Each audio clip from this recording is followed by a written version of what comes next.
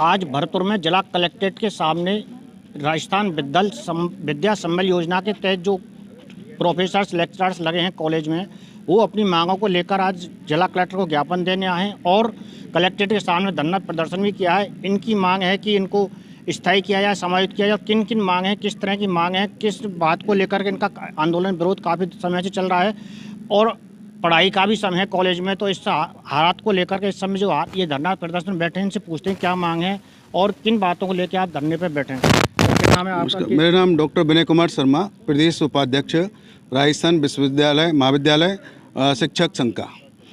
देखिए, हमारे 2021 के अंतर्गत राजस्थान सरकार के द्वारा जब राजस्थान में शिक्षकों की कमी थी कॉलेजों के अंतर्गत, छात्र नेताओं के द्वारा आंदोलन किए गए और उन्होंने मांग की कि भाई कैसे भी करके विद्यार्थियों की शिक्षा का हनन न हो। उस समय सरकार के द्वारा इस योजना को लागू किया गया विद्या संबल योजना के रूप में।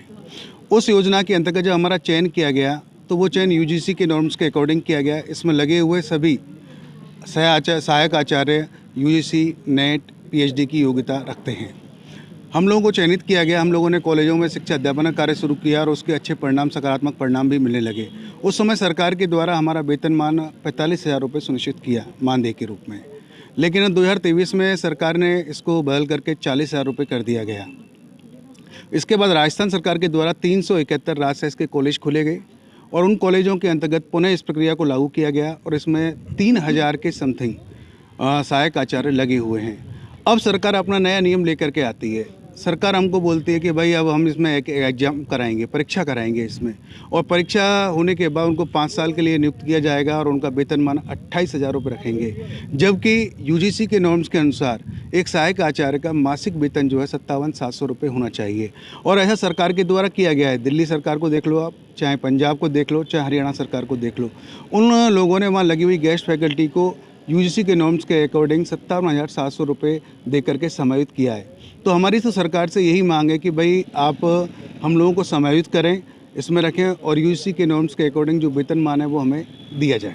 अच्छा, भरतपुर जिले में कितने आपके कॉलेज हैं और कितने ये संबल योजना के तहत लगे हुए हैं? भरतपुर में लगभग जो है 17 कॉलेज हैं जिनमें ये योजना चालू है और लगभग 57 लोग जो है यहाँ पर कार्यरत हैं जो विद्या संबल योजना में लगे हैं।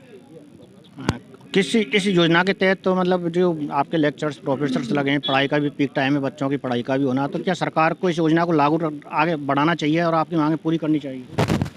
देखो, सरकार ने जब योजना को चालू किया था उस समय कोरोना काल चल रहा था। उस विकट परिस्थितियों में हम विद्या संबल के तहत लगे हुए सह आचार्यों ने उस विकट परिस्थिति में महाविद्यालयों में सुचारू रूप से शिक्षा का संचालन किया था और उस विकट परिस्थिति में काम करते हुए आज हम लोगों को 5 साल हो गए। सरकार आज जो है एक नया अध्यादेश लेके आई है जिसमें 28,000 रुपये पेमेंट की बात कर रही है, परीक्षा ले रही है, वो भी अस्थायी भर्ती के माध्यम से। तो हमारी सरकार से यही मांग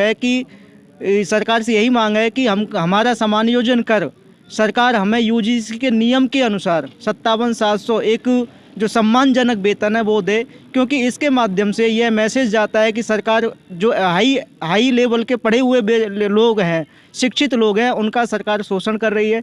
तो हम सरकार से यही निवेदन करना चाहते हैं कि हम लोगों को एक सम्मानजनक वेतनमान दिया जाए, हम लोगों को 12 माह की रोजगार गारंटी दी जाए और जिससे कि शिक्षा का सही तरीके से संचालन हो सके। क्योंकि एक शिक्षक जब मानसिक रूप से पीड़ित होता है तो बच्चों को एक उचित शिक्षा नहीं दे पाता। तो हम लोगों को मानसिक संतुष्टि प्रदान करते हुए समायोजन कर सरकार हमें यूजीसी के नियम के अनुसार हम लोगों को 57,700 मासिक वेतन प्रदान करे। ये थी हमारे साथ विद्या संबल योजना के तहत काम करने अपनी मांगों को लेकर के यहाँ कलेक्ट्रेट पर धरना देने आए, प्रदर्शन किया है और आज जिला कलेक्टर को ज्ञापन भी दिया है। जति मीडिया चैनल के लिए कैमरामैन टिंकू के साथ राजेंद्र शर्मा, जति, भरतपुर।